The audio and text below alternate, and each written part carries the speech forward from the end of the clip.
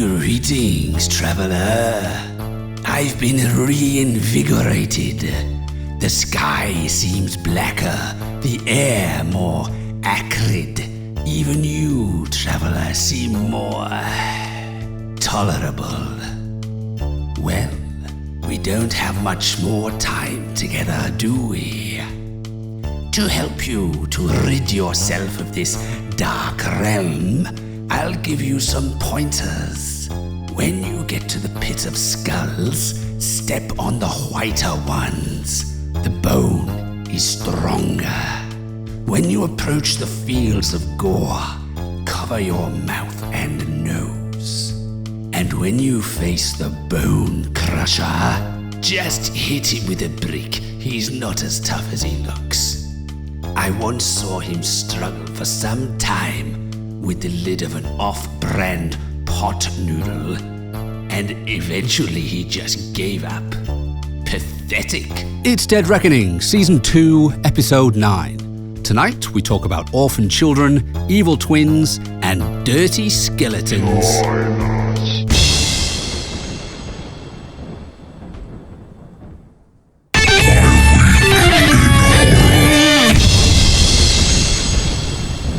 My week in horror was trying to deliver a 7th birthday party at our house. So first of all, one of the kids who was invited couldn't come because of bad behaviour. So their parents wouldn't let them come to the party. Oh my word. No party for them. Oh wow. I could never do that. I'd feel awful. It has happened before with other kids who were like, I'm sorry, but they were just so badly behaved, we just couldn't do it. And my instinct was to run in to find Finn, not to tell him, oh, isn't it sad your friend can't come, but as a sort of warning, like, see? Birthdays this year's cancelled. Yeah, exactly. Oh, I've threatened to cancel this party about 8 times. I was threatening to cancel it this morning. He knew full well that I was not going to cancel it. But anyway. So we had a reptile show, which was good. The guy brings a couple of big lizards, a couple of snakes. What else did he bring? A possum, a big bird, and a crocodile, like a baby crocodile. So that was fun, except it was like $370, and 3 of those animals have been in my garden and have lived in my garden. And I'm like, we have so many lizards. Like if you're sat watching TV, you just see geckos run across the window like every few seconds. It's just normal. And every time you go out, you see all the different lizards dashing, running away. And I'm like, for $370, and these kids have seen these shows before with the same animals, 'cause it's the same company. Surely if I just got like a bucket of lizards, 2 or 3 different types, what else have we got? Assassin bugs, there's a few of those crawling around, and a couple of mouse spiders in a box.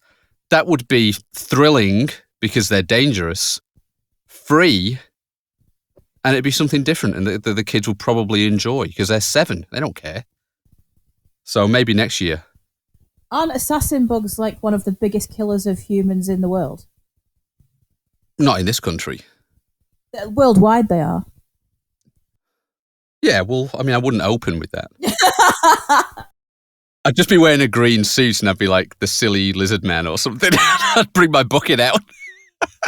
Reaching deep, son. You're so acclimatized to life in Australia that you're like, oh, £370 for bringing a crocodile to my house. Oh, I could just go to the river. I wish I had a time machine so that I could go back and say to 4-year-old Paul, one day you'll be sitting in your house and there'll be lizards running across the window and you'll be underwhelmed by a crocodile. You'll be like, what? What kind of paradise am I going to live in? Fool. Just bung it on the credit card so we can get the points. But it had, I mean, I know people are like, oh, so you threw a children's birthday party and that's a week in horror. It is a little bit much, especially when they don't let you sleep. But also little things like for Finn's birthday, we got him this, a little drone and a skateboard. And the first thing he fucking does yesterday morning, he sat out front on his skateboard and he rolls it over the step and cracks a big part of the tile off the front step. Of course he did. So then, like last night when they were eating dinner, I was like outside in the dark fixing a tile step because people are going to walk on it tomorrow. Cass like in bed, like recuperated, and just like outside with like a belt sander, like shut up, kids. Basically. Other than that, you may think I'm going to say I didn't get much done. Ha ha! Well, because I don't sleep. I also watched Wolfman, the new Wolfman movie. So, yeah. So, I was looking forward to it. It does say Blumhouse on it, so I was a bit like, okay, this is going to be made for a wide audience. So it was a bit of another like movie that teenagers could watch, probably a PG.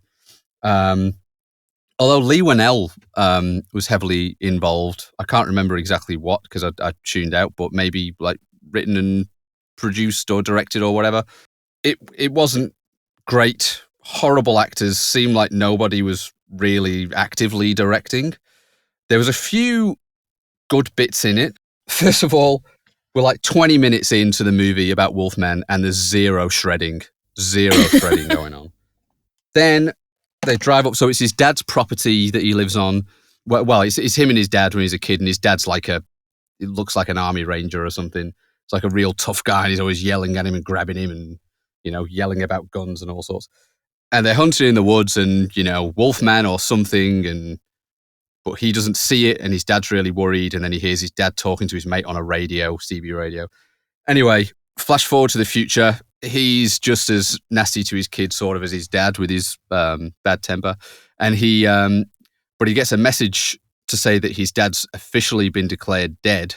Apparently he was missing for a while or something. It doesn't really tell you. He's just not spoken to him in a long time. So him and his daughter and his wife travel up to his dad's place in this rental van. And it's all a bit weird and boring. Then, they don't even get to the house before Wolfman comes out. There's a guy in the road and he veers off and manages to drive his truck half off a cliff and flips this big rental truck on the 12-tonner on the roof. And I'm like, oh my God. And it is honestly the scariest part of the whole movie is just thinking, oh my God, what if that was my rental truck that I just rented and now it's upside down in the woods, up a tree, 30 feet up. Oh, fuck. Paperwork. That's the real horror. I was honestly, my stomach dropped. I was like, oh shit. He's not getting that deposit back. I couldn't think of anything worse. No, the deposit, the cost. Oh God. Couldn't bear it. Anyway, it took me a while to get over that. But yeah, immediately get attacked by the wolf. When they get back, his wife, who's a journalist, says, he cuts his arm. He said, I've cut it on glass. I think the Wolfman scratches him, right? But she looks at it, and it's your general deep cut on his arm, caked in blood, and she's like, that doesn't look like a glass cut. And I'm like, the fuck would you know? That's a bit she's not a nurse or anything. You could have set that up a bit better if you were going to deliver that kind of line. Nurse. They could have just made her a nurse. You give them any job. That doesn't matter. He did a long-form journalistic article for the New Yorker on different types of cuts and deep cuts. Yeah, that's right. It's funny because Kath gets paid quite a lot to do copyright to write articles, and she's always writing about things like pallet wrappers and stuff, and she's like, oh my God, just fucking kill me. You proofread this massive article on pallet wrappers? And I'm like, oh yeah, I'll read that. That's a good read. Ooh. Was it the ZX41? And then she'll write something on brand placement and coming up with a perfect name for your products. And I'm like, oh my God, what a slog. This is going to be so hard to get through. You writing any more about pallet wrappers? It's a whole world. Anyway. You only scratched the surface of pallet wrapping in your last article. You really have, There's one really good bit that's used quite effectively in it, and it reminded me a lot of the movie *Malignant*, the newer one, where in that movie, when she sort of gets taken over by the other entity, everything sort of flips upside down and goes into this weird, like the upside down in Stranger Things. It all goes a bit weird, so when that's happening, and that was really cool. It does a similar thing in this where it switches between reality, his wife and everyone dealing with this guy who looks like he's turning into a zombie. And then it flips to him, and like all the lights are different and their eyes are glowing and he can see their veins and he can hear all the blood running and all that sort of thing. So that was really, really cool. That's used a great effect. And even though it happens quite a lot, it's always very good. And it gets progressively more sort of detailed and in-depth. So that was good, except for one bit where he's in the kitchen and it sounds like someone's jumping about on the roof. And you'd think, that's the Wolfman outside trying to get in. And you hear like all this noise and clattering upstairs, and you're like, right, he's in the house now. And he goes up to investigate, and it's all this. It takes ages, this scene, and he gets to this door in the corner of the room, and you're like, oh, he's going to open it, and it'll be like some sort of like hole and then a tunnel, and there's a secret thing and something like that. Because they've not done any of this like weird discovery, what happened here stuff yet. It's just been there's a Wolfman, and he opens it, and it's a spider walking up the wall. And it's supposed to signify how his senses are peaked now and he's got this like, wolf hearing or something. I'm like, if that was the sound of a spider, which is silent, crawling up a wall from the other side of the house on another floor, all you'd need to do is clap your hands and his fucking head would explode. And then someone flushes the toilet and he has like an anxiety attack. I know, it's like, that's probably going a little bit far, guys. But yeah, there's some like I was howling. I didn't intend that. Sorry, howling with laughter because there's some things like she's like, right, we've got to get out of here, and she gets this like fucking old car battery from the basement that's probably I wouldn't even bother looking at because it'd be completely useless. But no, that's fine. She gets that, and I'm like, oh, what's she doing? And she goes up, and there's this car it looks like it's been there for 50 years. It's absolutely fucked in every possible way. Like it wouldn't even be worth scrapping. It is just gone. Anyway, she pops a bonnet, throws a new battery in. Hey presto, it starts. Somehow. Pinnacle of American engineering. Anyway, as soon as she gets the car started, the Wolfman like bangs on the front window and they just scream and leave the car and run out of it. And now they're outside with the fucking Wolfman again.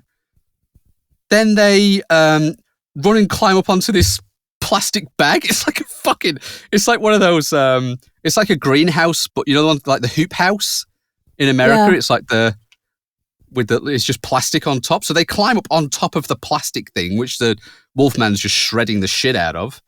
And they almost lose their girl Jurassic Park style with the velociraptors when she falls through the top. And then they run back, not to the car, but to the house. And then you find out that she locked the fucking door of the house. Why? And now she's fumbling with the keys to get in. I'm like, what the fuck did you lock the door for? Like they were going to come back or something. Anyway, it's there's a wolf fight in it. So there's that. Yeah. But it's funny that they seem to, when they turn into wolves, they seem to lose hair. Like they go bald almost on their heads instead of really gaining hair. And there's some other little bits in it. Like he's got a US Marine Corps shirt on the guy, but it doesn't tell you that he followed in his father's footsteps.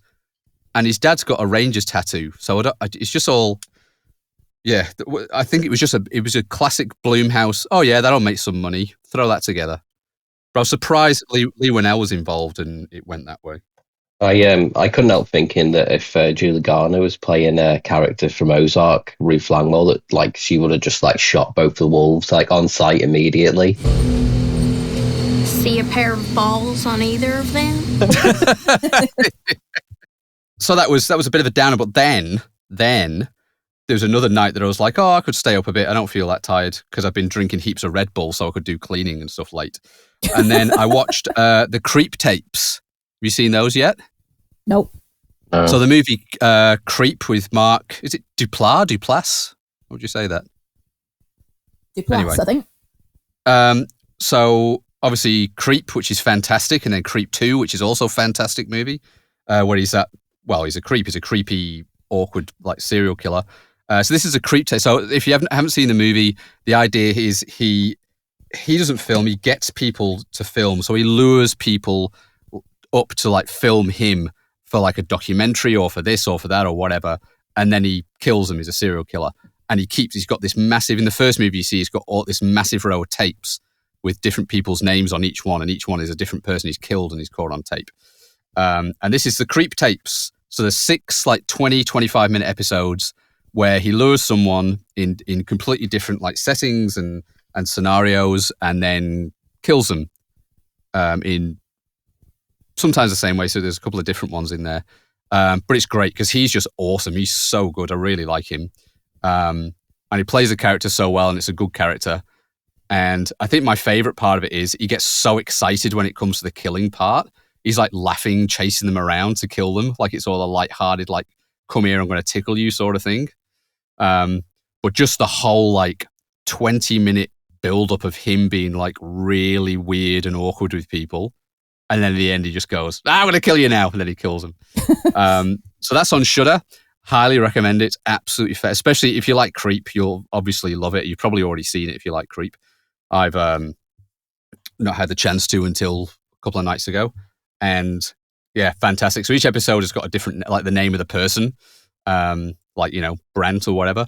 And each one is, it's a completely different scenario that he's set up to lure these people in. So right at the end, you can kill them. And they're all very good, very entertaining. So I was very happy with that. And I hope they make more. Hey. Good. I hope they make more too. I'll watch that. I'll watch that maybe this weekend. Well, I watched 2 films. I watched Headless, which we discussed on the last episode. Yeah. So I thought, I wonder if that's on TV, and I found that, and I was like, I'll give that a watch. And I know it's really, really horrible and really exploitative. However, I really liked it. I found there was a lot of stuff in there to like, because it's just weird, and it's the way that they shoot it, and the way that it's supposed to be like a video nasty. So they've got all of the 80s style, like, and even the trailer at the beginning of like Wolf Baby. They've got like a trailer for a film. How good is it? That's so great. Because I was watching that going like, what the fuck is this? Have I put the wrong thing on? And then it was like Wolf Baby. And I'm like, it's a trailer that used to, so like you'd buy video. People, I suppose young people don't know this now, but when you used to buy like video, a VHS of a film, it would have trailers on the beginning. Most of the time, like, as if you've not already just paid for it, you also have to watch trailers for other stuff that's out. And sometimes you'd also get the fella from the Federation Against Copyright Theft just like sat at a desk, and it goes, copying tapes is illegal. Do not accept it. Demand the genuine label hologram from your regular video store. Genuine hologram. Yeah, I remember that. And then they'd tilt the cassette with like to show you it was a hologram. And you're like, I will. Do you know what? It was his weird cadence. It was like, it is a crime. Do not accept it. Like, why did you go up at the end of that sentence? It's like it was his first take. Like, they couldn't really afford him. And he's like, I'm just going to do a quick dry run. Video piracy is a crime. Do not accept it. Demand a genuine video. And they're like, yeah, that's cool. Yeah. What's that, an hour? 100 quid? And he's like, oh. You want so like take another pass at it? They're like, no, that's fine. The mock advert or the one on the IT crowd, it goes, you wouldn't download a car. And he goes, I absolutely would download a car, of course. For the days where we can download the car. So yeah, do you know the other thing I liked about Headless is it's got, I really like the poster because it does not look like a Video Nasties poster. It's, it looks kind of like a modern horror film. It's got these like spooky trees, and it's kind of a bit like, I don't know, like Tim Burton-esque, I would suggest, that it looks really woo. And then I haven't actually watched Found yet, which you talked about. With the Headless is a film within a film. Yeah. I haven't watched Found yet, but everyone's like, if you like Headless, then you'll like that. But there was obviously it's much better. I imagine it is like, but there was so much that there was some actually really sickening scenes in it, aren't there? Where you're like, oh god, that's awful. Yeah. But then I liked so the first woman that gets killed, that actress has never been in pain. I was thinking that, or seen anyone going. Oh, ow! Yeah, basically, so there's a scene where he's literally like stabbing her in, and then like cutting her leg off. She's like, ow, like it's kind of like when you sort of stub. Like when I stand on a plug and I go, oh, what? Oh, no. Like, it's so bad. It's not really that bad, but ow. she's so bad that it kind of takes you out of it, and you're like, oh yeah, this isn't real. Like it's not. Yeah, it's like, can't the director put a mousetrap on her finger or something? It's just like this is clearly obvious. Even when she's getting her head cut off, she's like, this is inconvenience. Like it's really shit. Oh, that's gonna smart in the morning.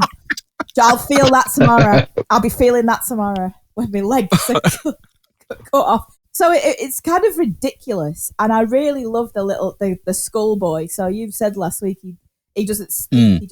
He has this like skull head, and he sort of clacks his jaws to indicate what I'm telling you. I love that. I thought it was really creepy. I hate the noise though. Yeah, that kind of. It's just that, isn't it? Just a weird like clack. And it's a clacky bone jaw noise there. Yeah, I enjoyed that. I liked I loved the like useless boyfriend musician subplot. It's like, oh yeah, he's like, hey babe, can I have $10 for weed? And she's like working all the hours God sends, and there's all these horrible like scenes where they remind me of like Parks and Recreation, where April and Andy, and she's like working at this horrible place where this lecherous boss, and she hates it. And she comes home, and it's like that place is a fucking tip, and all of his useless musician like pothead mates are lying around the house, and she's like, I've worked a 70-hour shift today, and you're just lying around. And he's like, yeah, babe, give me a beer. It's like, yeah, when we're the next Sabbath. Yeah, he says stuff like that. When we're the next Sabbath, then everything will be cool. And it's like, I like that. I really like the scenes between her and her best friend as well, where her best friend's like, he's a dick and he's not good enough for you. He is not good enough for you, and he's a dick, and we hate him. And he's like, yeah, she's like, great. Yeah, I love that girl. And then this one's like, yeah, but I love him. And you're like, why? And then there's that great scene at the end where, if you're gonna watch it, by the way, this is quite a good. Like, I don't want to ruin it for you, but the scene at the end where like, so there's the killer, there's her, and the boyfriend is in there, and he's like, she's like, the killer's trying to get her to kill her own boyfriend, and there's a point where he's like got her arm and he's driving the knife down. He's doing it for her, like, stop hitting yourself, stop hitting your boyfriend, stop stabbing your boyfriend, and then he kind of lets go, and she's just like, fucking die. She's still going, and she's like, and it's like, I feel that, yeah, yeah. It's like, yeah, that was really. I thought that was really.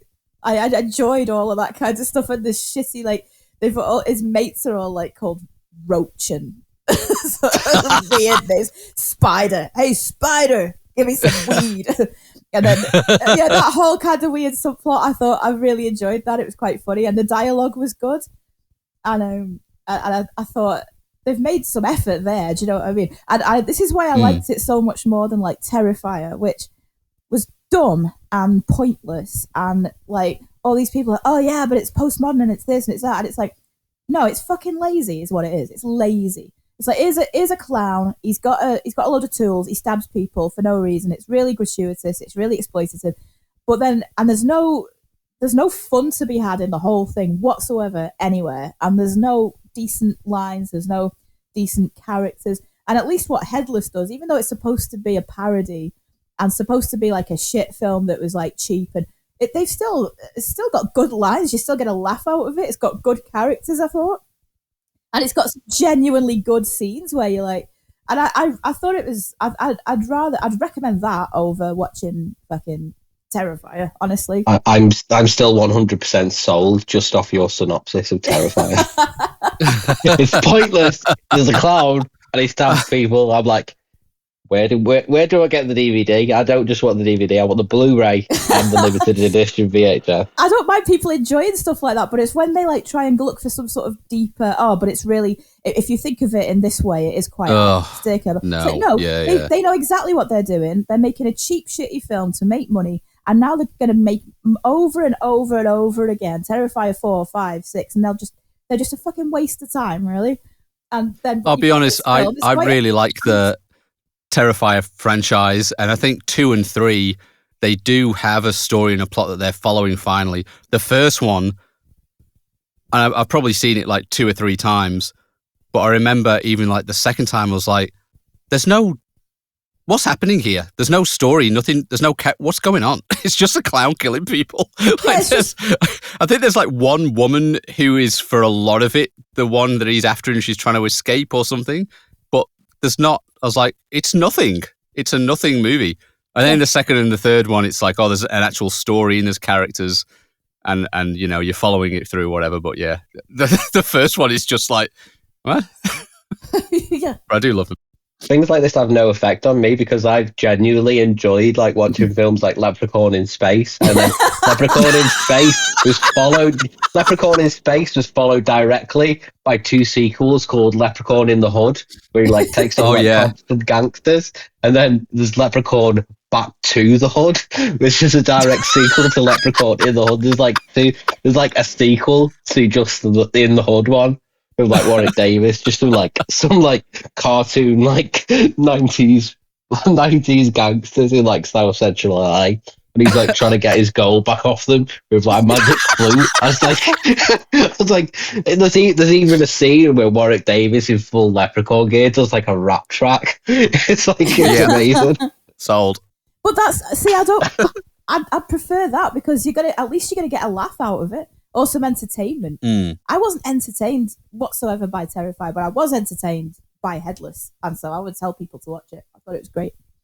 And now, obviously, I will watch Found, as well. But like, I thought it's a completely different type of movie. Obviously, yeah, of course, but, I think I get it, but like, I did enjoy it, and I thought I'd recommend it. And the other one I watched, right, this was a weird one. Was called Daddy's Head. It's such hang on. A bizarre. I have been watching that for months, and I've still not finished it. Yes, it's like 90 minutes long, Paul. I know, but I'll put it on, and then I'll get a bit bored, and I'll turn it off and put something else on, or I'll run out of time, and I won't get to watch the rest of it. I've been watching it for so long. So the title. No, you can spoil it. It's fine. Well, I don't think I am going to spoil it really, because if you've seen even half an hour of it, it's pretty. Yeah, you know what it is. Like, yeah. So, the title, I have no idea why they called it that, because it sounds bizarre, like it's going to be something odd or a bit funny or a bit quirky. It is not. It is very dry and po-faced as a film. There's not a single moment of levity in the entire film anywhere. So I don't know why Daddy's Head came from. He doesn't even call his dad Daddy at all, ever, in the film. And I just don't know why they've called it that. It didn't, I don't think it attracts people to, I'll watch that. It's a great title. I just watched it because I saw it on, someone on Instagram was like, oh, this is a great horror film and no one's ever seen it. And I was like, oh, well, I'll give that a watch. Just like you go to Letterboxd, lack of dads, lack of heads. Yeah. Misleading title. Literally only one, and like one and a half dads, and then I mean everyone has heads. Where's the half come from? Well, it's a stepdad. It's like a yeah. I get it. Ouch. You know what I mean? He's listening to this at home, just like, oh. No, this is how I'll be able to tell. So Steve promised me, who's mine and Paul's stepdad, by the way. Steve promised me he was going to listen to this, and then I'll find out if he actually has if he messages me going, "Hey." But yes, it was so that house that's like that's the location. I've seen that house in so many British things. This big glass square house with like, I think it was in that Harlan Coben thing. Yeah. I think it's it's that classic modern, like an architect built it, so it's all glass. Yeah, and all it does is look out onto the scary night. Yeah, and it's got like it's kind of like the house from Smile as well. You know, the one with it's got a big massive kitchen in it, and it's like everything's glass and there's fucking knives everywhere and stuff, and everyone drops wine on the floor. I'd tell you, all these films, they just make me thirsty. A lot of them, I'm just like, do you know, I could go with a Merlot right now. I've stopped. What was I watching when I was like, oh, I need a bottle of wine? It was that Harlan Coben. I can't remember what it was called, but I was watching that, and everyone is just always, every single character at all times is holding a half full glass of red wine, and I was like, desperate for a wine now. I paused it and went to the shop.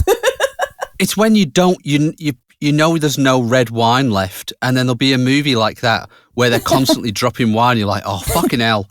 Yeah, I could have drunk that. Yeah, this is like, it's a very it's almost like an AI generated modern horror film to me, Daddy's Head, because it's like it is got all the stuff you would expect in it. It's like nothing's particularly the sort of monster. Did you get to the monster yet, or when you watched it? It was in his. It was in his room, and he saw it. He looked up, and it sort of got his dad's face, and it was really like it's creepy. wearing a sort of flat mask of his dad, and it's got a weird expression on his face, like it's from a photograph. Do you know what I mean? Like it doesn't move, and I thought that was quite effective. The idea that this woman who she's his second wife, the guy who's been killed in an accident, and he's coming back as some sort of weird creature. She does not want that fucking kid. She does not want that kid, and I don't fucking blame her. Like, so she's got this. So they basically say to her, they're like, "Listen, he's left you everything. You're a millionaire. You've got all this property. You're fucking set for life. Do you want this disturbed kid who's weird and hates you?" She's like, well, what'll happen to him if I don't have him? It's like, and the woman, this is, by the way, I know social workers. I work with social workers every day, and no social worker ever would go, he'll probably just go into an institution. They don't say shit like that. Just being real with you. Just being real with you, we'll probably lock him in a windowless room forever, and then he'll be a psychopath. Is that what you want, Jackie? So she's like, yeah, I'll take the fucking kid. The kid's not interested at all as well. So it's like, what they do in these situations, by the way. Let's say your dad dies and you're a kid, and you've got like a stepmom who clearly really is not interested. You've got no mum, you've got no family. They will say, listen, kid, where do you want to live and who do you want to live with? And they'll say, not this bitch. I hate her. And then they will go, right, okay, you haven't even got the choice, weird stepmom, of whether to have him or not. Do you know what I mean? It's not like the kid just gets forced to live with someone. And who's that guy who comes round to like comfort her and help out, who the kid seems to love and have an actual relationship with? It's like, wouldn't he take the boy? Well, this doesn't really. He does suggest this. He's like, "Do you want to come live with me?" And the kid's like, "No." Oh. and at some point, you've got to say to the kid, "Listen, mate, you've got no skills. You've got no job. You're like 12. You can't. You've got no skills. You're practically worthless." Yeah, you are. Well, you are. You're a kid, right? You apparently don't even go to school at the moment. So what? So you beggars cannot be choosers, sir. You can go with this nice man who likes you, or you'll get pushed around you'll be in foster care. Choose. Or you'll be in this amazing house, but with this woman who drinks wine a lot and passes out every night. It's amazing how much wine they think makes people pass out as well. Because she drinks like one bottle of wine and she's found on the floor. There's a smashed glass on. So she's had like 2 glasses of wine and she's unconscious on the floor. And then she smashed a glass. It's like, I love how much wine you think gets people in that position. I used to say to Kath, "Oh, wine's such a rip-off. You only get like 3 glasses in a bottle." And she's like, "No, you don't. Let me see you pour a glass of wine. Let me see you pour your bucket of wine." That's why you buy wine by the box. Who buys it by the bottle? That's it. God's sake, you've gone native there, Paul. Buying wine in bottles. You want it by a bag or in a box. And then when you've finished, you pull a bag out and use it as a pillow while you sleep alone on Just the get beach. me one of them big, massive, like industrial style, like 5-litre jugs. Have like floor cleaner. Do you know what? I never used to drink wine really, and then I remember being on a training course where it was like a safeguarding course, and they were like, "So, in this case scenario that we're going to train you with, so this couple, they've got a 7-year-old son, and they get through a bottle of wine every night." And I was like, "What?" Because I'd only seen people drink wine in films, I was like, they're hammered every night, so they can't drive and they can't, like, they're going to be asleep. And everyone in the room, I was like 28 at this point, by the way. And like everyone in the room was like, well, it's just a bottle of wine between the two of them. I'm like, every night? That's a drinking problem. And now I look at our recycling bin and I'm like, oh dear. It's like we'll all every night me and Lewis are in the car. It's like we're getting our stuff for tea, and then it's like bottle of wine. It's like, yeah, and then one of us will go, listen, we always end up coming out for wine again at 9:00. Let's just get the 2 bottles. And I'm like, oh yeah, that's because wine doesn't. One bottle of wine does not really get you so hammered that you fall on the floor and smash glass everywhere. Now you could redo all the windows in the church. Yes.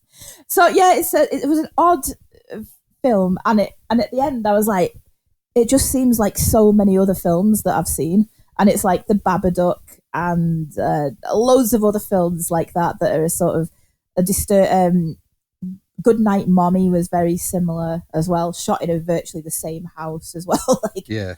all these things, and I was just like, yeah, I've definitely seen that before. And there were some bits that were really like, whoa, the visuals on it, and like, did you get to the house, the tree house, Paul? No. No. All right, so his dad's an architect, and he's built like this house in the woods. That was like, and there was loads of good stuff where you're like, oh, that's impressive, but yeah, in terms of having a story, I wouldn't say as such that it had any kind of. It was just bizarre, and then like, but not in a good way. And I kind of like, why are they doing that, or what's happened over here, and then the ending, which I won't ruin for you, it'll end, and you'll go, what? Like, so yeah, it's one of them. It's probably, if you've got, do you know the good thing is about it? It's 90 minutes. So if you sort of like, you think, I kind of feel like watching a film, but I don't really want to invest in anything particularly, long. You can stick that on and it'll be all right. But make sure you've got a bottle of wine with you, because you will want it. So much of that fucking wine goes on the floor. You'll be like, I think the fact that I think I've literally had 3 goes at watching it now, and I've got to the part where him and the dog run to the woods, but they're just on like the verge of them, and the woman runs out. Yeah. Oh, right. Them. Okay. Yeah. I'm there, and if it's taken 3 watches to get that far, it's not a good movie. It is not keeping me entertained. I very rarely give up on films. I wasn't going to give up on it, but there was definitely a point where I was like, I'm all right to get my phone out and play some mindless game while I watch this, because it's not gripping in any, I mean, I'm not missing anything. Yeah, it was a bit like that. And I hate starting a film and going, I'm not watching that. Yeah. That just leaves an unfinished job in my brain. We had last night, this is not horror related at all, but we were watching, we've got an app now where you can, like, because we're always sitting there, we spend so much time at home just going like, what do you want to watch? I don't know, what do you want to watch? All this. And so we got this app called Matched. I think I talked about it last week. And it's like, it's like a dating app, but for films. And then you'll swipe right on a film you want to watch, and the other person will swipe right on it. And then it gives you a list of the ones you both want to watch, this has not worked whatsoever. Because last night, Lewis, Herbie Goes Bananas. Yeah, we do have discussions like that. It's like, why do we both suddenly want to watch that? You only see the films that you both want to watch. It's like, do you want to watch that? Like, I put it as a joke, but you want to watch it. We were going through that last night, and we ended up watching A Few Good Men. Anyway. Oh yeah. So I love that film. Yeah. 40 minutes in, it starts to buffer a little bit and just starts to go a bit like spinny circle, and then you watch it for 10 minutes and it does it again. And Lucas was like, turn it off, not doing that. Like, I mean, he just has no tolerance for anything. He couldn't handle the buffer. He really could not handle it, but he was like, get it off. We looked for it on iPlayer, it wasn't on there, so I was just like, but it put me in such a weird mood the whole night. I was like, we watched 40 minutes of a film, and now I want to watch the rest of it. It's like, I didn't know well, should we watch something else? I was like, no. Do you want to do something else? No. Like, it just put me in such an odd room. So I very rarely like stop films because I want them to get to the end. But I think I did kind of mentally check out of it when I realised there was nothing gripping about it, and none of the characters are likable. Again, that's a real issue with modern films. I think it's like, you're supposed to like these people, and even if they're dodgy characters, you're supposed to feel sorry for them or something. Yeah. You know what I mean? And I was like, I don't really understand, woman, why you've not just gone, listen, he hates me. I'm going home to my lovely life in Scotland. Fuck this. He can have the house, he can have whatever. But he's like, he's done this and done that, and I'm over it. And I don't it's sort of a bit, odd the way that it sort of plays out, but Yeah, I don't know. You're not missing anything if you don't watch it. There are so many movies like that. I'll turn to Catherine. I'll be like, I do not care what happens to any of the people in this movie. Yeah. And at that point, you may as like, why don't watch it? Because it's not. Yeah, because doesn't even Headless, like, which is a schlock horror, like the two girls especially, I was like, I actually don't want anything to happen to either of you nice girls. I just want you to go and have a nice life, you know? Get a flat together and have fun and have like, you know, but in this I was like, don't care about any of it. It gives you no background to the main character whatsoever, who's the stepmom, who I would call the main character, because she's the one who you sort of see it through her eyes. Has she got a job? Does she do anything? Who the fuck is she? You know, she's just a person who's a stepmom. Yeah, they do zero work on the characters. They just say they just like set up the scenario and that's it. Yeah, and then they just go, oh, like, there's no sort of, you don't even know if she got a job or something or anything like that, because she's just hangs around the house the whole time. The kid doesn't go to school. This other fella who's apparently got like 2 kids, he's like, I'm a dad of 2 girls. It's like, well, you're never fucking at home. Yeah, what's happening to them while you're over here? Like, and he comes out like late. She rings him. He comes over dead late at night. It's like, sorry, who are your girls with again? Like, where are they? And then he's like, I'll cook. He's like, go cook for your own kids, mate. Like, what are you doing here? They're just in the car. Like the Ring doorbell inside. He's like, they're fine. They're not moving. Yeah, it was just, you're a shit. And now you're like, you could come and live with us if you want. I bet he's thinking, no thanks, because you're never in the fucking house. You're always around here. So yeah, I wouldn't recommend it particularly. It was like, but if you've got time to kill and you just want some background noise, this is where I 100% want. That's the best type of film recommendation. Yeah. Just put it on the background, play with your phone. I'll definitely bump into the writer director of this one day as well after having said that. Oh, you do a horror podcast? No, I do not. No, I do not. Don't listen to it. This says Dead Reckoning podcast. You're handing these flyers out. No. That's not. I don't know why I'm doing that. Goodbye. Why don't you do that? I could do. That's why we've got 7 listeners. Just in the street, like I do mention it. One to day lots I'll of be out people, there.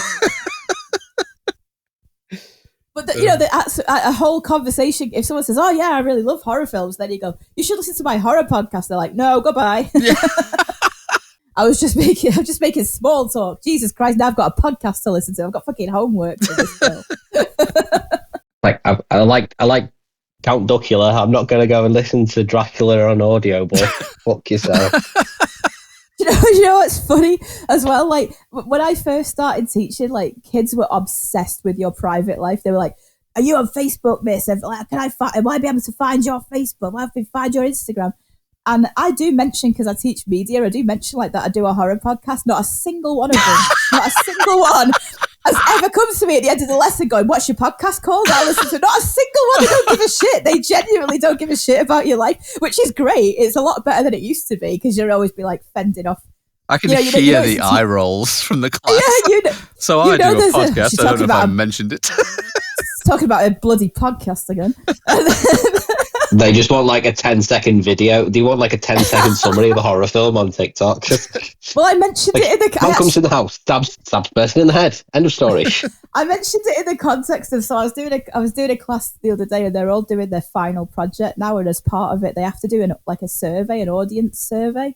And I sent out a particularly bad example of a survey so they could like experience it. And then I got them in class, and I was like, "So who answered that survey?" And like 3 of them out of 20, like, yeah, we did. Did you find any problem with it? No. You didn't? No, it was a good survey. I was like, it wasn't. It was on purpose. I gave you a terrible survey to fill in. This is why they don't do it. It's just another trap. It's another trap. But then like, I was like, what's a good question to ask in a survey about, let's say it's about film trailers, and they were like, do you like film trailers? And I went, yes. Do you like films? And I went, yes. And then I was like, anyone else got a question? And I was just answering these 1-word questions. And then after like seriously 15 minutes, right, of this lad went, have you ever seen a trailer recently and then thought, oh, I really want to go and pay and see that? And I was like, oh, thank God. Yes. That's the type of question you should be. And they were like, oh, yeah, that's a good question. I was like, oh, Jesus Christ. That one student forgot to bring his headphones that day. It could be worse. You could send them out to do like Vox Pops with the general public in like Liverpool town centre. It's like, do you like horror films? And it goes, got no time for horror films, like, you know what I mean? Because me house is burgled by rafters on Shield Road, and me dog just died. Me doll's been stopped, and you know what I mean? I mean, me like spell off for kids, you know what I mean? They got no money. That is exactly what would happen. That's why you never say to a Scouser, how are you? You never, just don't say that. Like, say some anything else, but don't say that. Not too good, you know. I experienced this when I was going on the train to work, and this fella just saw this other guy, and they just thought like, oh, all right, mate, I've not seen you for a while. Yeah, where are you off to? And this guy went, I'm going to a beer festival. This was 9:00 in the morning, by the way. He's like, I'm going to a beer festival, and he's like, oh, are you? Like, oh, really? In the daytime? He's like, yeah, it's in this old steel mill, and they were having this back and forth, and then he went, yeah, you've got to, like, and the poor guy's like, yeah, I guess you've got to, find fun somewhere in life, haven't you? And the guy went, yeah, you have, or, and the other guy went, or you'll kill yourself. And he went, well, yeah, I've tried that. That's why I'm on medication. And I was like, I was watching him, and the guy just went, all right, well, see you later then, mate. Like, thank God. No, that's the only time in history anyone's ever been pleased to stop at Liverpool South Parkway. It's like, he's thank fuck, he's getting off and getting a train to Manchester. I was just really like, yeah, well, I am medicated. Like, he's not fucking asking. You've clearly not met him for fucking 10. He doesn't want to know. Like, and he's on his way to drink while on medication. Yeah. And now I'm going to drink at a beer festival. By the way, I'm getting there early. Because I'll be there at 10:00. He's just like looking through the window. We don't open till 5 p.m. It's like, can you just let us in now? I'm not having a good one. So that's my week in horror. I could do that character forever, just trying to get into the beer festival. Maybe if people don't like have a job, for example, like they don't have an office environment, I guess, to sort of like listen to everyone else's problems and realize that you don't give a shit. You're like, oh, I don't care about your problems, so I won't share mine with other people. And B, like, you probably, I don't know, if you've got no one to talk to all day, and it's like, do you want to hear about my entire life? Like, no. My colleagues know nothing about me. And I like it that way, really. Yeah, general rule of thumb is that, how you doing? Yeah, all right. See you later. That's it. That's all you need to know, pal. No one wants to know how you are or how your life is. Just say hello, say I'm fine, and get on with things. Yeah, I think people, I mean, maybe this is something that I still need to be diagnosed with, but when people leave work as well, and they're like, oh, well, we'll still stay friends, and I'm thinking, I won't. I don't give a shit anymore. I'm not friends with you because, like, I'm not friendly with you because we hit it off. I'm friendly with you because you sit at the desk next to me, and I've kind of got to be. It's like, oh, I'm moving quite far away, but, and I'm moving to a completely different job and blah, blah, blah, but we'll still hang out. And I'm thinking, goodbye forever. The whole basis of this relationship is whether I need a pen or not. I did once I wrote goodbye forever on a leaving card to get a laugh. And it did get a laugh, but it was also the truth. Now we've got nothing to talk about anymore because we don't work at the set. The only thing we ever talked about was our job. So now what have we got to discuss? It tends to be what most grown-ups talk about. It's just like, how's work? Blah, blah, blah, blah. How's your work? Bye. I would say that that's not my experience in like the pub and stuff like that, where you sort of know everyone's name and what they drink and possibly what their spouse is called. And that's kind of the end of it. And then it's always weird when someone like passes away who's been in the pub as a regular, and it's like, oh, Dave, what's happened to? Oh, that's a shame. And then it's like, what did he do for a living? Like, I don't know. He drank Guinness. I know that. He enjoyed crisps.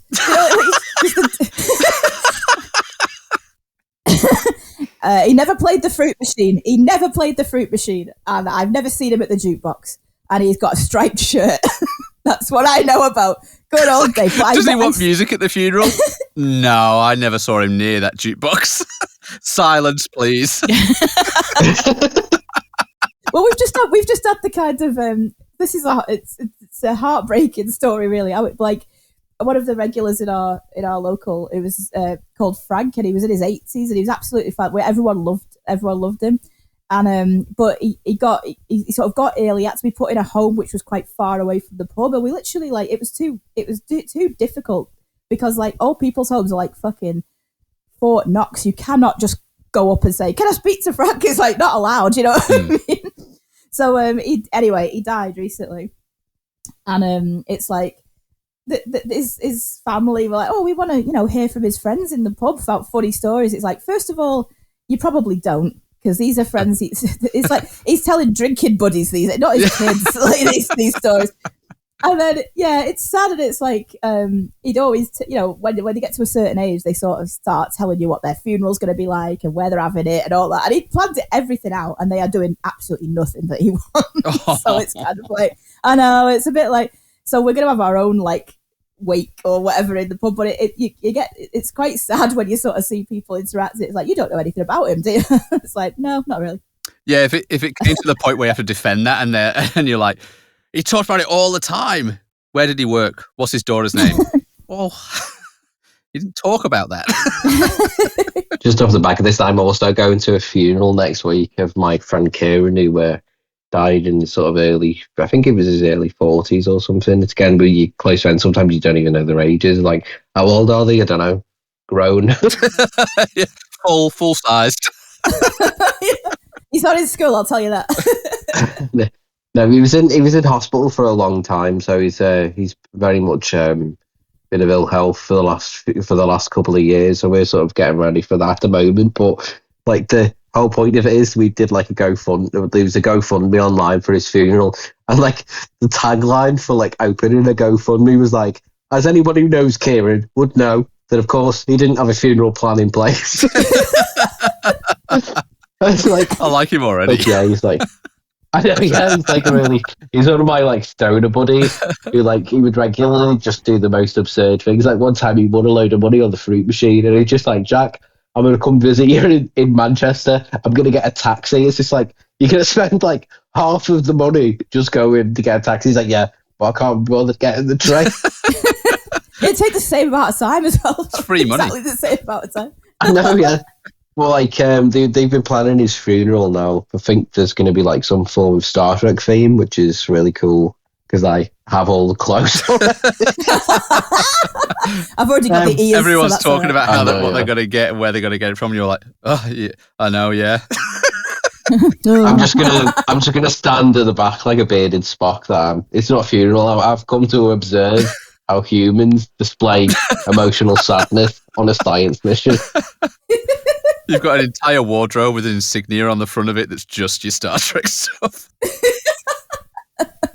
One of the funniest moments before is I have quite a large family, so I've been to like quite a lot of funerals. And one of like my friend Jack, who's the main guy who's been sort of organising it, is his best friend, was saying that I don't know, I was gonna see if I could like get the Undertaker to like let me sit with the coffin and have like one last joint, but I don't know if that'd be weird. And I was like, mate, my family sat with me down for like 4 days. It's like people are having like tea in the room with a coffin and that. It's like you obviously don't come from a Catholic family. It's like everyone's been sat in that room. It's like the top of that coffin was for like teacup. Yeah, there comes a time when the coffin just becomes another surface. Who didn't use a coaster? Where's my keys? They're on the coffin. All right, yeah. We were discussing like random things. He's like, you should have got one of them Ghanaian coffins that they have on like Idiot Abroad, where it's like the shape of like a Red Bull can. Send him off the way that he would have known. But yeah, I'm going to that next week, so it certainly seemed appropriate. I'm also going to a funeral next week. Wait. This is when you get to a certain age. When I was asking about, like, people were saying to me, obviously, when you're a teacher, they're like, "Oh, I got any plans for half term?" And I was like, "I'm going to a funeral." And then the guy who was asking me went, "I'm going to 2 funerals." Ooh, 2. La-di-da. Now I find myself like I was like, right, Lewis, I need a day where I could just go out. I don't have to take the dog. I could go out and do my own thing because I don't want to get back to work and everyone's going, "What did you do?" And I just go, "Our funeral." That's all I did. I need to go and do something else that I had to talk about. I can't go back and just say, "Oh, funeral was all right." Yeah. One of the times where I realised that I was getting old is because, like, my friend informed me that someone had died, and then we immediately started talking about each other's bowel movements. It's like we've said, "Guess who died?" to like, how's your bowel movements in the space of like about 10 minutes. I was like, "Yep, time to cash that pension."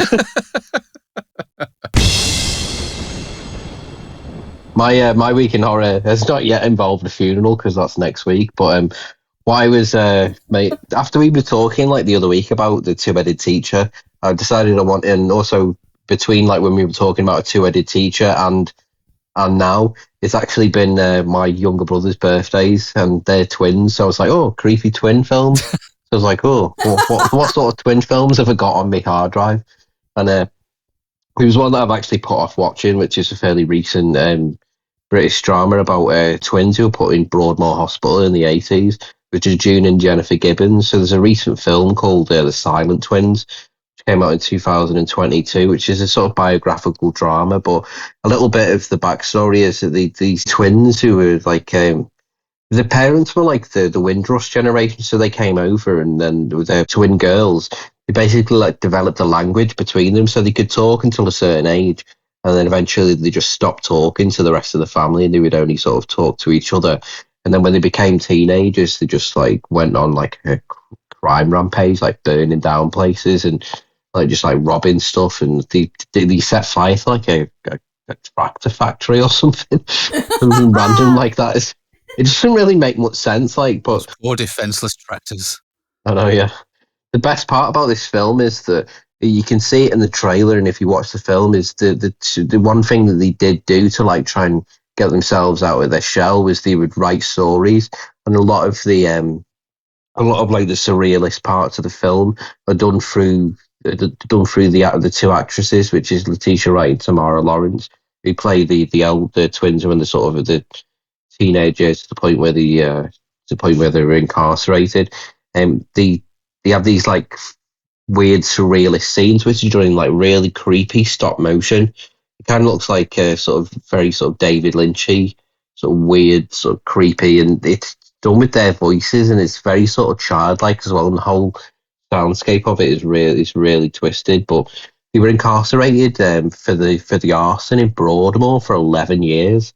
So they spent a long time like locked up in Broadmoor Hospital, and this is like in the 80s. After watching the film, I decided to watch it's like a documentary which was on Inside Story for the BBC, which is released in the 90s, just after one of them got released. Because the whole thing about the story of them is that Jennifer Gibbons said she was planning on dying, and then she just literally just dropped dead in the van as they were leaving Broadmoor. And they could never find like a reason that she died. It was just like apparently an enlarged heart. They like made a pact that like one of them would die just so the other one could like go on and live a healthy life.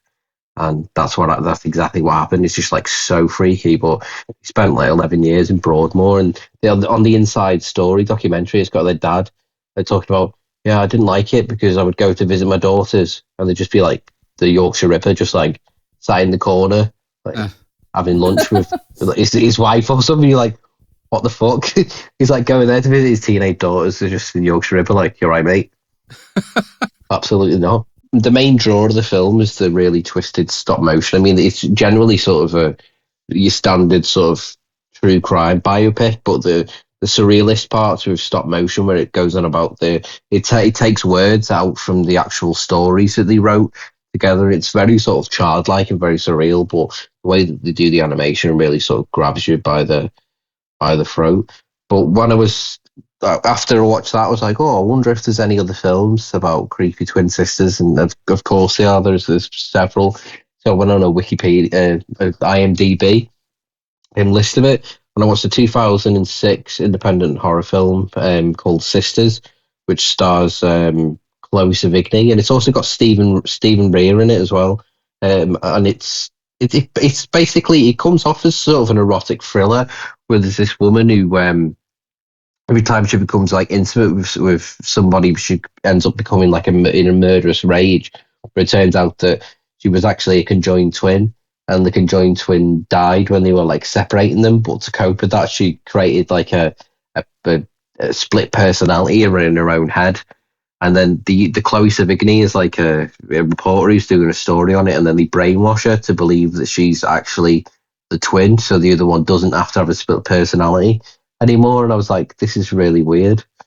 But it's done in like a really sort of seedy, like glaze over the film, like Channel 5 softcore, like erotic thriller type film, which isn't exactly for everybody. And it was so hard to find that I actually had to go to a Russian streaming site just to watch this, because it was really hard to get a copy of. So I watched it with Russian subtitles. And I found out actually after I watched the film that it was a remake of a 1972 film by Brian De Palma. So I did what any sane person does and immediately watched the original after watching the remake, which was actually released as Blood Sisters in the UK. And this one actually stars Margot Kidder famously from the Superman films, and she stars as the twin. It's pretty much exactly the same, but the original version of the 70s is so over the top, and it actually starts where Margot Kidder's character, like this doesn't happen in the remake, but the original film starts off where Margot Kidder is basically on a hidden camera style program where she like is pretending to be a blind woman, and then there's this guy who's like, he's in a male change room, and like a blind woman comes in, and it's like he's like slowly watching the blind woman undress, and then the camera like zooms into his face, and then suddenly he's on like a hidden camera game show, and then it goes to like a studio audience with a really cheesy 70s game show host, and he's like, what would you do? Would you quietly acknowledge? Would you stay silent and watch? And it's like three contestants. He goes, well, John, I think I'd stay silent and watch. And he's like, oh, like a candid camera show for a pervert. And the candid camera show is called Peeping Toms. And I sent a clip in. It still has the whole thing with the reporter, because there's a whole thing where she murders somebody, and the reporter goes to like look into the murder.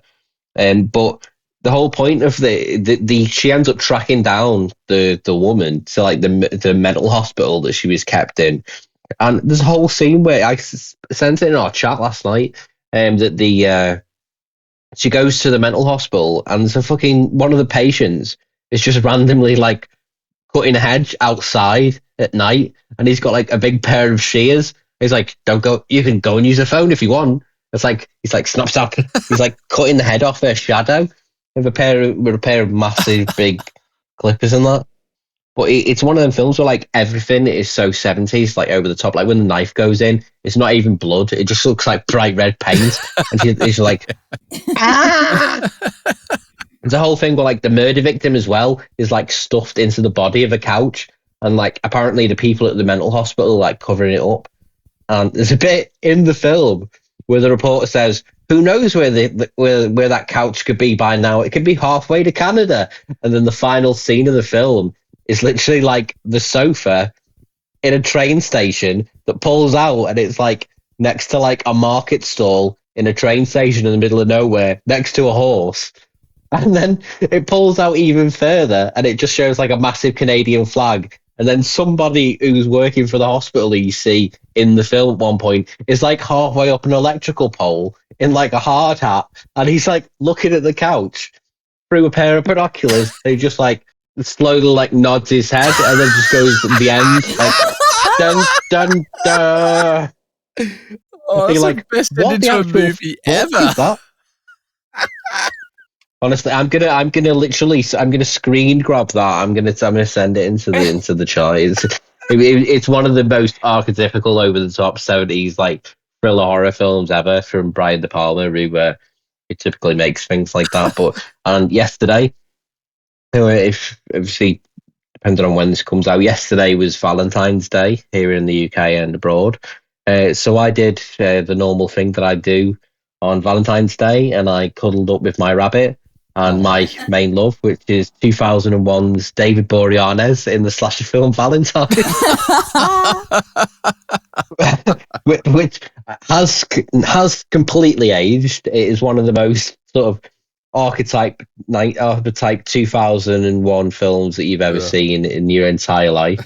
The cast includes David Boreanaz, Denise Richards, and Katherine Heigl. Oh yeah, and it's just a fucking stupid slasher film. And the thing is, though, David Boreanaz now, he's got like a career where he's been on TV for a long time, so he's used to playing like varied parts now, but he plays exactly the same part in this as he does in Buffy the Vampire Slayer and Angel. He's literally just like an emotionally distant boyfriend with a sort of with like a built up like hidden rage. It's like that is the only part that he was like playing around that time. But it's a generic slasher film where you know who this killer is from like within about the first 10 minutes of thing. Like Katherine Heigl as well. They do a bloody scream in this film where Katherine Heigl is in the film and on the poster, but she's only in it for like 5 minutes at the beginning and she gets stabbed straight away. Like, what was the point? It's like Drew Barrymore in Scream. Yeah. It's like she's on the poster, but she is dead immediately. I don't bring them in. But I'm just gonna if you want to date this, film, listen to some of these artists on the soundtrack. You've got Rob Zombie, Holocaust mix. The porno Holocaust mix by Rob Zombie of Super Beast, Disturbed, Static X, Linkin Park, The Deftones, Marilyn Manson, Soulfly, Snake River Conspiracy, and Soulfly featuring Sean Lennon. God. John Lennon's son is just like, yeah, I'll be on a Soulfly tune. Oh, wow, that soundtrack. That sounds like my student's ideal soundtrack. But yeah, Valentine. David Boreanaz stalks a bunch of girls who bullied him in junior high in a Cupid mask with one of the most generic slashes you've ever seen. Why did they bully him? For being too handsome? For being tall? No, he was like, that's the whole point. It's like somehow this guy with like braces and like massive glasses out of like knock knees and like braces suddenly grew up to be David Boreanaz for some reason. That's not how you get revenge on that cat. The way you get revenge is going, look at me, I'm handsome. You bullied me, and now I'm handsome. So that's the revenge. That you don't surely. If he's wearing a mask, do they realise it's him before? Does he show them it's him before they die? Here's the thing: nobody realises it's him because at the end of the film, he switches it with a girl who's like he puts the costume on a girl. And then like pushes her down the stairs so she like falls over the top of like the main character, and he like goes, "Oh my god, are you okay?" And it's like, "Let's see who this person is." And he goes, "It was like Deborah all along." And it's like, but the whole point is whenever he's murdering or stabbing someone, you see like the blood come down from the nose of the Cupid mask, and then at the end of the film, he's like hugging her, and goes, "It's all right. We'll just wait for the police and everything will be okay." And then the camera like pulls out, and he's got like a nosebleed, and it's like. Dun, dun. And then it immediately like cuts to black and then goes to the credits in techno music because this is an early 2000s, so it was like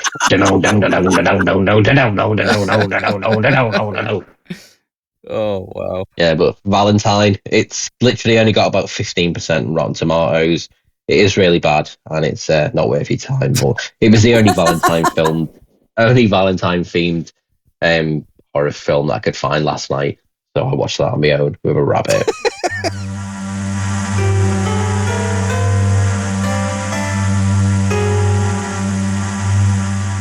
There was a bunch of children's books that I got from like Scholastic Book Fairs when I was a kid, and I always remember my parents being like reading them to me and just being like, "Why the fuck is he wanting us to read this like that?" I'm just gonna. These are like Christopher Pike horror books where they're so old and like kind of out of print that you can literally find the entire books on the Internet Archive. But I'm just going to read like the synopsis. There's one called Monster, and it goes: Mary Carlson had wanted to kill more than the 2 people she blew away with a shotgun at the party. And when her best friend Angela asked her why, Mary responds, because they're no longer human. At first, Angela thinks she's crazy, but soon she discovers a horror so imaginable, she wonders if she should have let Mary go on killing. Like, this is a standard child's book. I remember the first passage of it just being literally about someone being blasted away at a party, and it's like their brains like going along the wall of the building, and my dad was like, that's not really very good, is it? It's like, has he bought these himself? There's also one called The Midnight Club. In a hospice for the terminally ill, 5 teenagers who meet every night to tell each other scary stories make a pact that the first one of them to die must try to contact the others from beyond the grave. Like, starts off in a hospice, ends up with ghosts. There's also an entire series of Christopher Pike novels, which are called Spooksville, which, like, the synopsis, just like the synopsis of some of the entries in Spooksville are absolutely ridiculous. Now, I pretty much had the entire collection of this when I was growing up, so just the trio search for a young boy being held hostage by a ghost. And it goes, the 4 kids become trapped in a cave to close itself, and they must find a way out or risk being trapped forever. And it goes, aliens in the sky, the kids get kidnapped by aliens. Was this also a TV series? I think, yeah, it was like on the Hub Network, whatever the fuck that is. So it's like Discovery. It's like Discovery Kids. Yeah, right. It's like okay. Yeah, no one's ever watched this ever. The kids become trapped in a cursed house on Halloween, which turns them into their costumes. Giant crabs attack everyone on the beach. It's a bad time for bed when Cindy is kidnapped by a closet monster. There's one about dinosaurs, is it? Oh yeah, a doorway to the past opens and unleashes dinosaurs and flying reptiles upon the town. Ah. Night of the Vampire. A gang of vampires invade the town. The only way to stop them is to defeat the vampire queen. But these are literally like all just more and more absurd. But yeah, Christopher Pike's young adult novels are just completely insane. Like, a lot of them are just like really, really, really weird. It's just these like, they were like point horror books. Like, if anybody remembers them, like, you would buy them in like book fairs, and they were only really about 110 pages a piece, and you would just read them and just be like, really. A lot of them are like deceptively dark. You'd read them obviously, but they'd be like really weird and intense sort of stories.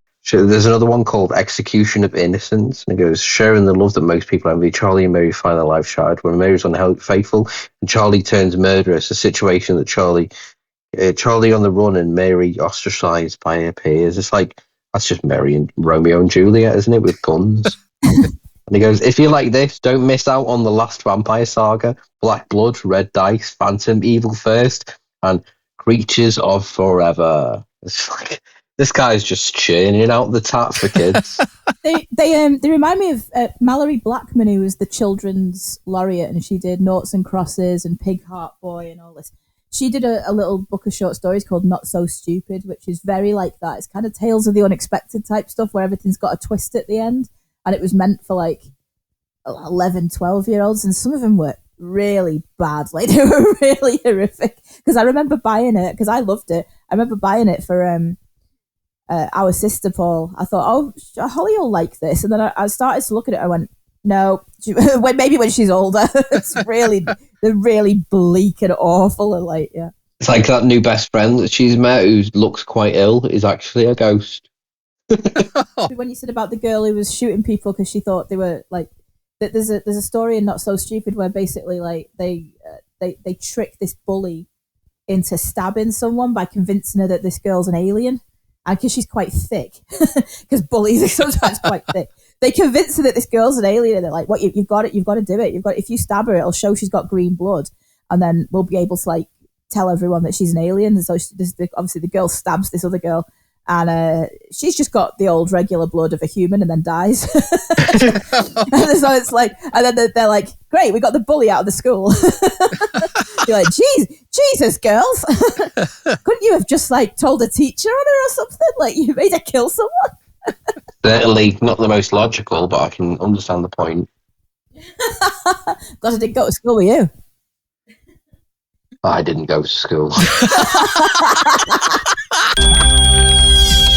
Welcome to Needful Things. I've gone on a bit of a Temu binge with my Needful Things this week. So I was given from Kirsty's numerous recommendations from Temu.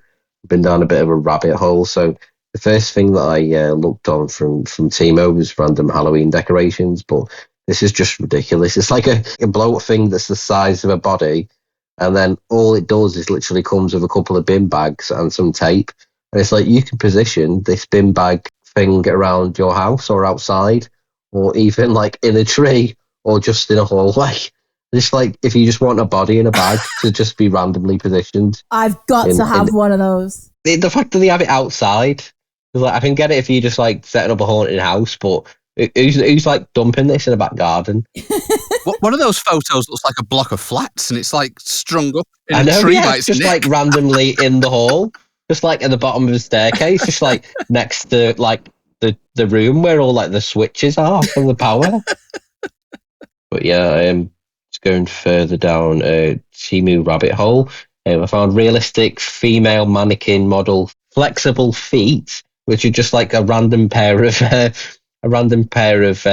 feet that for some reason were for sale. It's not just that though; it's the comments on Temu, because the product itself is amazing and too real. I got the left and right on the site. The first one I ordered was perfect. The second one was too pink. The spray, the pink spray used applied was more than it should be. So I have 2 feet that don't match in colour, but that is still okay. I would have preferred if the fingers were shorter. I think he means toes. The foot fingers. But there you see, you've mentioned foot fingers now. That completely leads me into my next Fell part. into the trap. No, yeah, you fell into my Temu feet trap, because the next thing that I've got on it is these are toes that you can attach to a pair of Crocs. Oh, gross. Yeah, I've seen those. Oh, So it's my like- God. If you want to have something to attach to your Crocs to make it look like you've got, but they all look like big toes as well, so it's just really weird. It's like, what if you wanted to have it look like you have all toes that are big toes that just like pop out the side of your out the front of your Crocs, but you can do that. So just to finish off on a Valentine's theme, it goes, are you looking for something to spice up the life of your partner? Well, Temu has you covered. So you can buy a pair of briefs, it's got a hole in the middle, it's got a bow tie, and it's got a pair of googly eyes, so you can make it friendly. It doesn't look friendly. This is I don't think it looks friendly at all. It looks alarmed. It looks alive. It looks from a distance slightly racist as well. Oh, God. Not one It looks bloody like- episode. It's a pair of comedical Valentine's themed comedy briefs at Googly Eyes, which is also doing blackface. For fuck's sake. Why? And it's good to know as well that if you can't afford £2.33, you can also pay 77 pence in freeze on Klarna. You've got to be in a pretty bad way. So if you struggle in this Valentine's Day, Temu's got you covered, and it's also at a bargain price. Is it like one of these things where it says, like, 4 other people are interested in this, like, join now for a group discount sort of thing? You're like, nope, I don't want to be in that group. No, thank you. This was one so bad that I didn't want to check the comments, to be fair. Honestly, is that supposed to be a bow tie? Yeah. It's very poorly cut. I don't understand. Why has it got sharp ends? Yeah. Why is it not just a classic bow tie? Is that your biggest problem with this item? That is my only problem with this item. Paul's writing in the comments, suitably aroused, quietly disturbed, or unhappy with the bow tie. Had to modify myself with scissors. The bow tie. It was really funny to look at and really well made. Just need to find somewhere to wear them now. Haha. You would hope in private. Where's his bus going? Can I have a day ticket, please, mate? That's the sort of person who'd sit next to me on a bus. Oh, he's going to sit next to me. Is it okay if my friend sits here too? Say hello. Just to like scroll down, like the suggestions. If you like this, you'll like that. Is there's a 15 pack of fake dog shit, a fake shit that you can sit on the side of a toilet, and then just a random monk's costume. I'd say that's very accurate. Very accurate. The thing with Temu as well, it's a £15 minimum order. So you kind of often, you get what you want. You say, right, I want this crap, apparently. And then it's like £13.97. You're like, oh, for fuck's sake. And you just end up Googling random, like searching random things on it and just go, fine, I'll have that. And that's where these things come from. I'll buy that. Someone will want that. If I saw these items in your cart, especially the last one, I'd immediately assume that is all you came for and you're trying to hide it in a list of other things. You can also buy, it's dinosaur specimen display Velociraptor model, and it's literally just a Velociraptor figure that's in a jar of water. I guarantee you have to put your own water in, though. That's why they do it. No, yeah. Jar not included. It's like, have I just got a Velociraptor figure that they want me to put in a jar of water? It's just a poorly formed figure that doesn't stand up. Put it in a jar. That reminds me of when one of Lewis's friends was round and saw him. He bought me a resin replica Dilophosaurus skull, Ooh. which is on our it's on our mantelpiece. And his mate went, "Is that real?" Yeah, we have. If you look around the rest of the house, you'll see that we can afford real dinosaur skulls. Is it real? You're drinking out of a vase, man. What do you think? Dinosaurs are totally out of our budget. I'm not fooled by these. I'm not that old. But here's a wonderful toy I wish I could buy. It's my little Danny Trejo doll. And Yes. you get this like machete comb to comb his hair with. And I love like the bottom right frame where he's just not fucking amused at all. He can brush his own fucking hair. Oh, I thought that was great. Wish I could buy that. Thing is, though, Danny Trejo would 100% have this and comb his hair. This is just a cute thing. It's Frankenstein and wife, Frankenstein's bride, salt and pepper shakers that go together. Oh, Well, we've got ones that are slightly similar, which are Dracula and Mrs. Dracula, which is not canon. I suppose that is correct. That is his last name, but it just sounds really weird. They've not been used for salt because, one, we don't really like pepper, and two, it's just ridiculous to fill it. So now they're just ornaments. I know Lewis did not hear that, but I feel like somewhere he just shuddered. You saying we don't like pepper. It's like he's popping his head round the door. It's like someone dissing pepper on this podcast.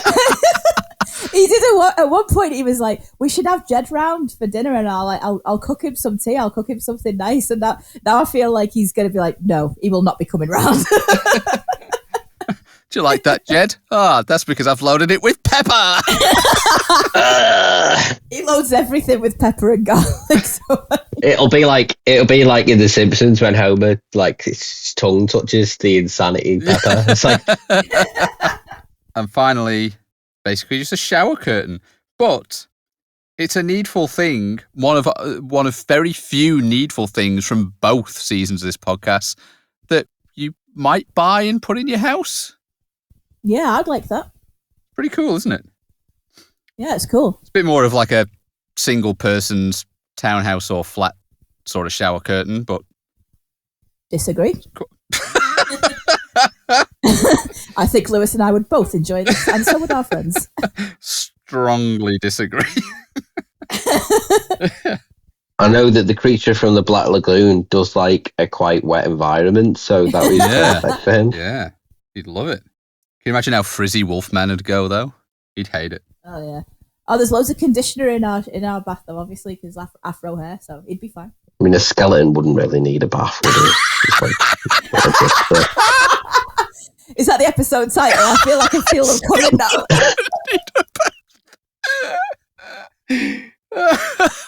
Oh, it is an old stinky bones. it'd be like one of them. It'd be like one of them archaeologists, like little brushes. Like, shade. Just sit there, mate.